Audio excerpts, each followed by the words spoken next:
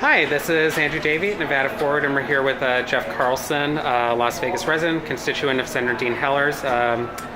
We're here outside the Libre Initiatives Forum at the Palace Station. Thanks for joining us. Absolutely. So to get started, what happened a few minutes ago inside the forum? Well, there was clearly a lot of contention and folks who were on opposite sides of political issues, and a lot of them, or a number of some of the older folks actually, and a couple of young Latinos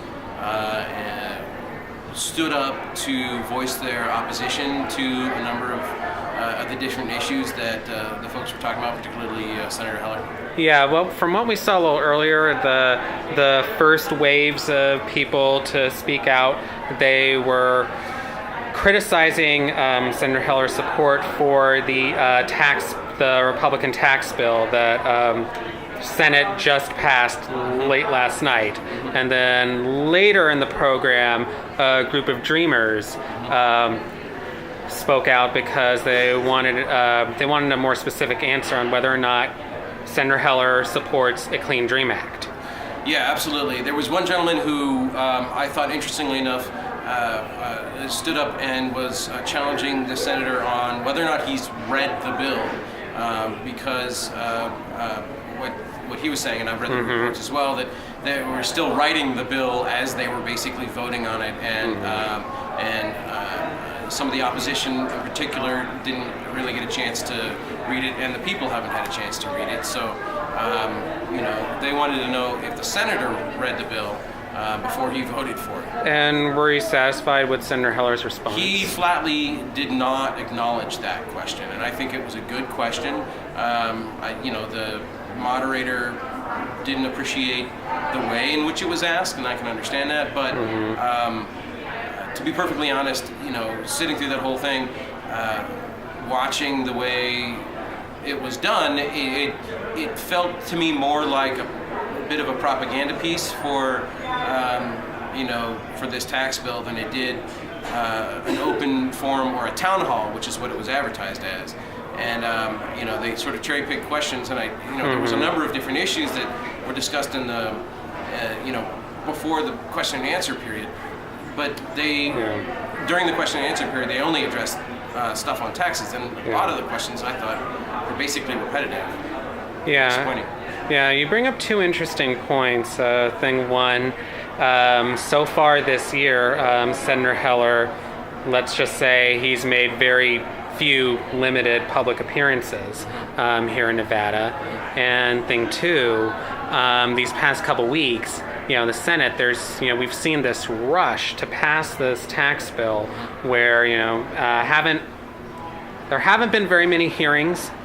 And, again, in the final hours, they were still writing the bill to the point where apparently some sections were handwritten. Yes, in fact, I read that same report. A couple of different news reports, news organizations were saying that they basically, just to get the votes, because some of the later holdouts, I think Senator Flake was one of the later holdouts as well, and he mentioned Senator Flake and his involvement in getting Flake to support this tax bill, but I think they were literally writing in conditions handwritten on the page, and they were just trying to get to a point where they could get a 50-50 split and then have the vice president be the tiebreaker on that bill.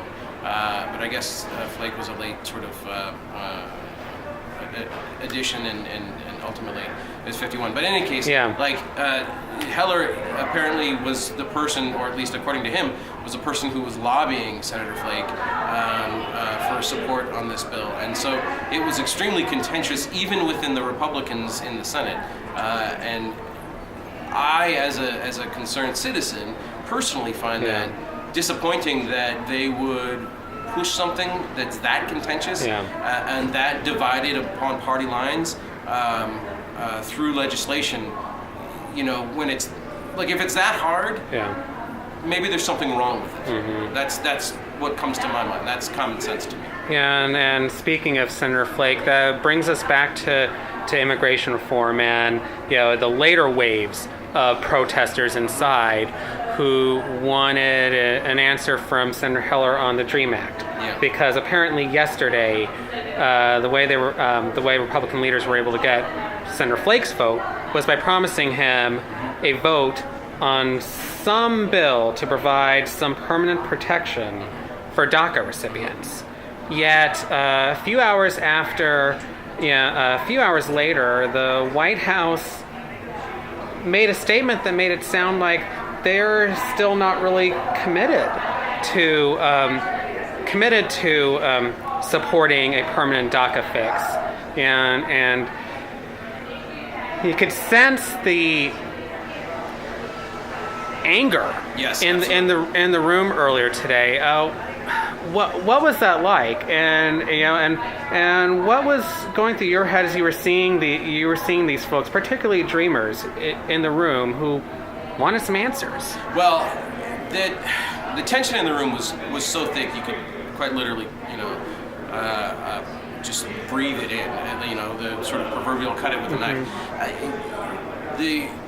This is an event that was it's sponsored by a Latino outreach organization. Even if they're a conservative one, this is an issue that's very personal to that particular minority group. Yeah. And the administration, the Trump administration, has been awfully clear throughout both his campaign and the past year of his presidency that he is actively trying to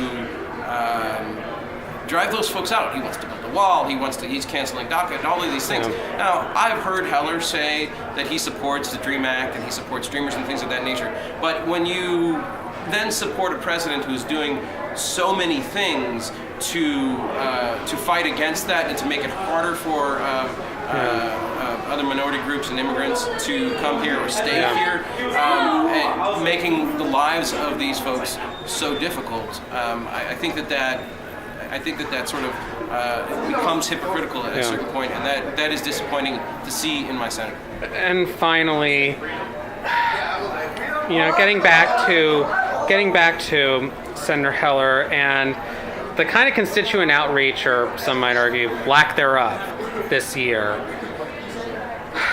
What are you hoping to see out of Senator Heller in his office in the coming weeks? If he does agree to do more forums, would you like to see more of an open town hall? What do you think Senator Heller needs to do in order to reassure Nevadans that he's listening to his constituents? Well, I'll tell you this.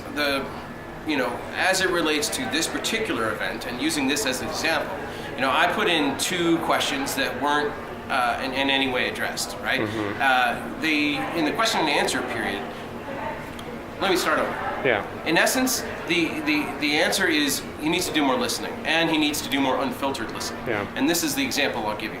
I put in 2 questions that weren't addressed during the question and answer period. The first one was, what, in his opinion, does the administration's changes to DACA and other immigration policies say to Latinos and other minorities here in Nevada? I mean, in his opinion, what should his constituents get from those statements and those policy changes that directly affect their lives? That was the first question.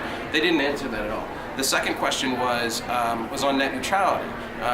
In my opinion, this is a huge issue that people just they're not. It's not a popular enough issue. And the Federal Communications Commission may soon make a decision that could essentially undo a previous FCC ruling that.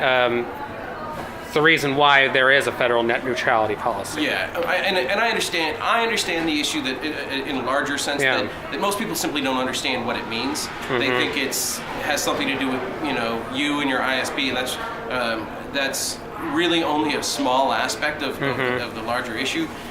Net neutrality is something that affects economic. It's an economic component. There is a constitutional component. There's a legal component to it. There is a media outreach and coverage component to it. There's a free speech component to it that people really. That's maybe my biggest concern, because I think it's if they remove net neutrality, there is an opportunity now for businesses to control speech both through social media and also through the type of information and media access that users are allowed to access. So this is a big issue. So I asked specifically about how he felt about that, and that question wasn't addressed. So to answer your earlier question, what can he do? Start listening and start addressing the people's concerns, and more than anything else, create a forum where while it's difficult sometimes because there's so much anger, where more people can actually address their concerns, and he can hear the type of concerns that his constituents have, because I think that's a problem. And if he is planning on rerunning for the Senate next year, he's going to have a hard time convincing people he cares about their concerns when he only talks at them and he doesn't listen to what they have to say.